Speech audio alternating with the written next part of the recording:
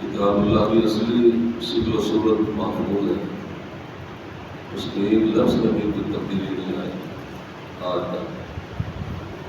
اور احادیث مقدسہ وہ بھی محفوظ ہے، اس میں بھی محدثین کی محنت سے کسی قسم کا گسخ نہیں ہے۔ محدثین نے جو ضعیف حدیث حوالہ کر دی ہیں، جس سے حدیث حوالہ کر دی، اس کے لیے اصول اور قانون بتا دی۔ یہ شریعت کا علم ہے، اسی کی اللہ نے اور اللہ تعالیٰ کے رسول نے تعریف کی۔ قرآن پاک میں جتنی بھی آیات آپ پڑھتے ہیں، قُلْ هَلْ يَسْتَوِي الَّذِينَ يَعْلَمُونَ وَالَّذِينَ لَا يَعْلَمُونَ فَاعْلَمْ أَنَّهُ لَا إِلَٰهَ إِلَّا اللَّهُ وَالْعِلْمُ قَائِمٌ بِالْقِسْطِ۔ قرآن مقدس میں جتنی بھی آیات اور احادیث مقدسہ میں جہاں بھی علم کا لفظ آیا، اس سے مراد شریعت ہے، اور اس کی دلیل ابو الدرداء رضی اللہ تعالیٰ عنہ کی حدیث ہے۔ نبی کریم صلی اللہ علیہ وسلم کے ارشاد فرمایا، ان العلماء ورثۃ الانبیاء، علماء جو ہیں یہ انبیاء کے وارث ہیں۔ لم یورثوا دینارا ودرہما، انبیاء کرام علیہ السلام نے کسی کو درہم اور دینار کا وارث نہیں بنایا۔ انما ورثوا العلم، انہوں نے علم کا وارث بنایا۔ علم سے مراد ہے شریعت کا علم، وہ علم ہے جو کتاب اللہ کا ہے، سنت رسول اللہ کا،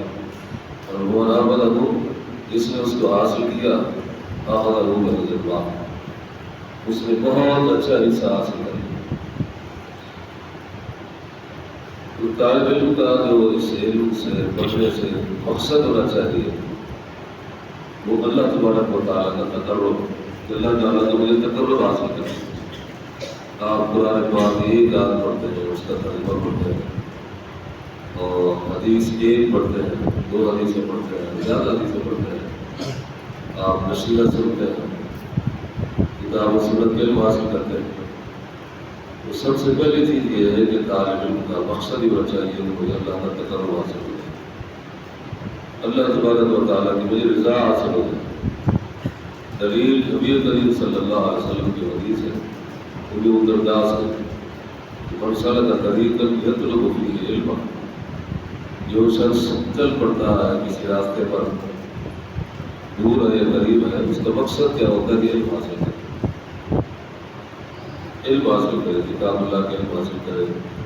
سنت رسول اللہ کے علم حاصل کرے، شریعت کے علم حاصل کرے، تو نسأل اللہ طریقا من طرق الجنہ، تو اللہ تعالیٰ اس کے لیے جنت کے راستوں میں سے ایک راستے کو آسان کر دیتا ہے۔ ظاہر جنت کا راستہ جو آسان ہوگا، جو ہم قرآن پاک سنتے ہیں اس کو سمجھے اور اس پر عمل کریں، نصیحت سنتے ہیں اس کے مطابق ہم عمل کریں،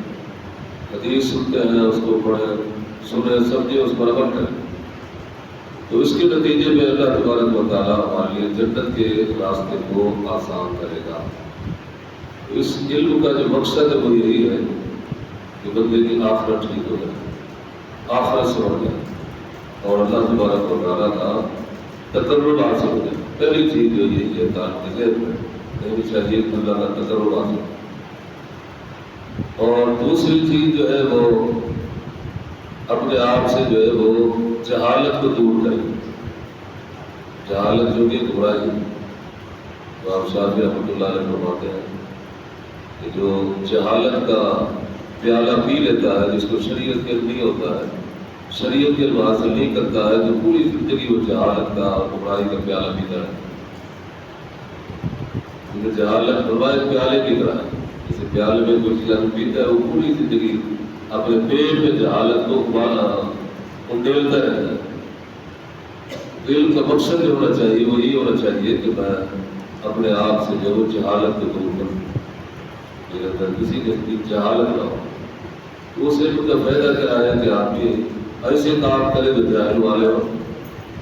تو پھر اس علم کا پڑھنے کا مقصد کیا ہے؟ جب اس کے کام بھی سارے جاہل والے ہیں، اس کے طریقے بھی سارے جاہل والے ہیں، اس کی بول چال سب کچھ جاہل والا ہے۔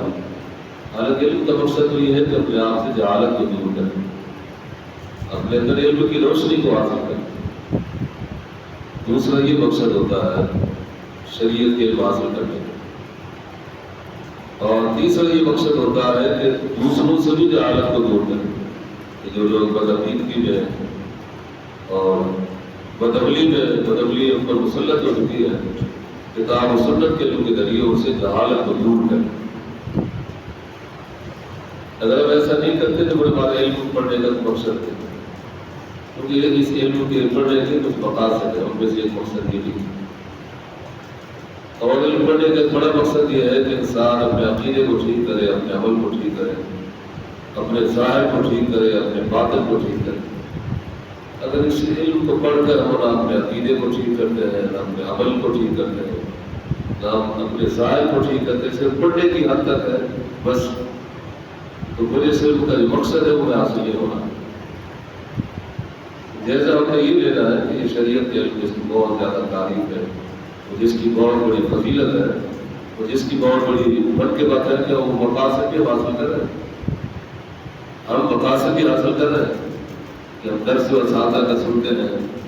اس کے مطابق جو ہے کہ وہ ہم جو ہے اپنا عقیدہ بھی ہے، ہمارا عمل بھی ہے، ہمارا کردار بھی ہے، اسی علم کے مطابق ہمارا اخلاق بھی اچھا ہونا چاہیے۔ اگر ہم علم حاصل کرتے ہیں جس علم میں نبی اکرم صلی اللہ علیہ وسلم نے ہمیں اخلاق کی تعریف دی، تو اخلاقی معاملے میں ہم گراوٹ کا شکار ہیں، تو علم کا مقصد ہے اس کو ہم نے حاصل نہیں کیا۔ علم اس کی شان تو بہت زیادہ ہے، اور اس کی نسبت اور اس کی فضیلت اس علم کی بہت زیادہ ہے، لیکن تب ہے کہ جو اس کے مقاصد ہیں ان کو ہم سامنے رکھیں، اور اس کی جو تقاضے ہیں وہ پورے کریں، علم کے مطابق عمل کریں، علم کے مطابق اپنے کردار کو بنائیں، اپنے سے جہالت دور کریں، لوگوں سے بدعقیدگی اور بدعملیوں کو دور کریں، اور علم کی شمع کو روشن کریں، اپنے ظاہر باطن کو کتاب و سنت کے نور کے ذریعے ہم کیا کریں، دور کریں۔ پتہ چلے کہ یہ طالب علم ہے، پتہ چلے کہ یہ طالب علم ہے، بس یہ چیز ہے۔ اگر ہم پڑھتے ہیں سال، 2 سال، 3 سال، 4 سال، 5 سال، 6 سال، لیکن ہمارے اندر کے وہ علم عمل کا رد نہیں ہے، میرے خیال میں پڑھنے کا مقصد کیا ہونا چاہیے؟ اس پڑھنے کا مقصد ہم نے کیا حاصل کیا؟ تعلیم تو پڑھتے ہیں، لیکن جو علم کا مقصد ہوتا ہے وہ مد نظر نہیں رکھتے، پھر وہ ضائع ہو جاتا ہے۔ تو ہمیں اپنے علم کا جو مقاصد ہے، جو تقاضے ہیں، وہ مد نظر رکھنے چاہیے اور اپنے تقاضے کو پورا کرنا چاہیے، تب جا کر ہمیں قرآن پاک کی یاد کریمہ یستوی الذین یعلمون والذین یعلمون، تب ہم اس کے مقدار کر سکتے ہیں۔ تب انشاءاللہ اگر ایسا نہیں ہے کہ ان کے تقاضے پورے نہیں کر رہے ہیں تو پھر ہم اس یاد کریمہ کو کس کام کریں؟ مثل الذین حملوا التوراۃ ثم لم یحملوها کمثل الحمار یحمل اسفارا۔ ورنہ وہ لوگ جو کہتے تھے کہ اگر تورات دی جائے، موسیٰ علیہ السلام تو مطالبے کرتے تھے تورات، پھر جب ان کو دی گئی ثم لم یحملوها، پھر بس تورات اور اس علم کے شریعت کے پھر تقاضے پورے نہیں کیے، تقاضے پورے نہیں کیے۔ پر لوگوں کی مثال جو ہے اس گدھے کی طرح ہے، جس کے اوپر کتابیں لا دی جائیں تو اس سے کتابوں سے اس کو کوئی فائدہ نہیں ہوتا، اس کو پتہ نہیں ہے کہ اس کے اوپر کتابیں لا دی گئی اور اس کے اوپر بوجھ ہے۔ اللہ تعالیٰ فرماتے ہیں کہ یہ لوگ پھر ان کی مثال گدھوں کی طرح ہے، تو پھر سے مثل قوم الذین کذبوا بآیات اللہ، ان لوگوں کی مثال بہت بری ہے جو علم کو حاصل کر لیتے ہیں مگر علم کے تقاضے پورے نہیں کرتے۔ یہودیوں کی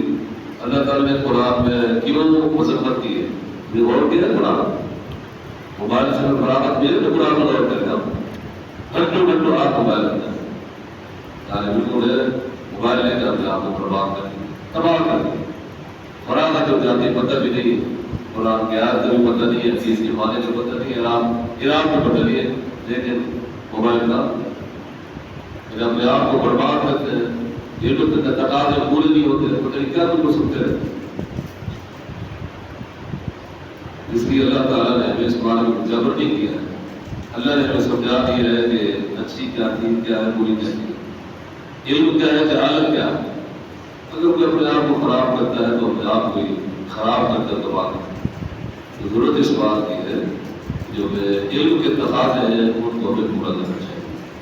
علم کے جو مقاصد ہیں ہمیں اپنے سامنے رکھنا چاہیے، ہمیں زیادہ سے زیادہ وقت علم کو دینا چاہیے، پڑھائی کو دینا چاہیے، تعلیم کو دینا چاہیے، مطالعے کو دینا چاہیے، اور زیادہ سے زیادہ اپنے اساتذہ کے ساتھ ہمارا تعلق ہونا چاہیے۔ کبھی ہم کوئی آیت پوچھیں، کبھی ہم آیت کی تفسیر پوچھیں، اور طالبوں کا تو بس برائے نام بس تعلق ہوتا ہے، زیادہ تر پیریڈ تک، وہ بھی تھوڑا پیریڈ تک بھی پتہ نہیں ہے کہ استاد کون ہے شاگرد کون ہے، استاد کون ہے شاگرد کون ہے پتہ بھی نہیں، اس طرح تو علم کی حاصل اور اس میں تقاضے پورے ہوتے ہیں،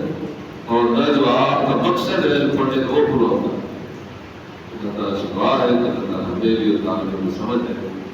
جو علم شریعت کا ہے جس کی بڑا بڑا درجہ اور بہت بڑی فضیلت ہے، انبیاء کے وارث ہیں، انبیاء کی میراث جو آپ کو رہی ہے۔ اس لیے حضرت ابو رضی اللہ تعالیٰ دیکھا کہ مسجد میں صحابہ کرام تعبیر قرآن حدیث پڑھ رہے ہیں، وہاں بایا گیا بازار میں لوگوں سے کہا کہ تم یہاں یہ کاروبار کر رہے ہو، کام کاج کر رہے ہو، مشہور ہو، وہ پتہ نہیں ہے مسجد میں نبی پاک کی وراثت تقسیم ہو رہی ہے، یوسف میراث رسول اللہ، تم یہاں بیٹھے ہو، معلوم ہو گئے، تو نے باقی سمجھا تو سونا چاندی تقسیم ہو رہا ہے، پیسے تقسیم ہو رہا ہے، جب آئے تو وہ قرآن پڑھ رہا ہے تو حدیث سن رہا ہے، پوچھے تو آپ نے کہا کہ میراث، انہوں نے فرمایا یہی میراث رسول اللہ، یہ میراث ہے وراثت رسول اللہ، آپ نے قرآن چھوڑا ہے، آپ نے حدیث چھوڑی ہے، آپ نے سنت چھوڑی ہے، اس کے وارث ہونے کے بہت بڑے تقاضے ہیں، اور وہ تقاضے پورے نہیں کرتے، تقاضے پورے نہیں کرتے وہ صحیح معلوم عالم بھی بنتے،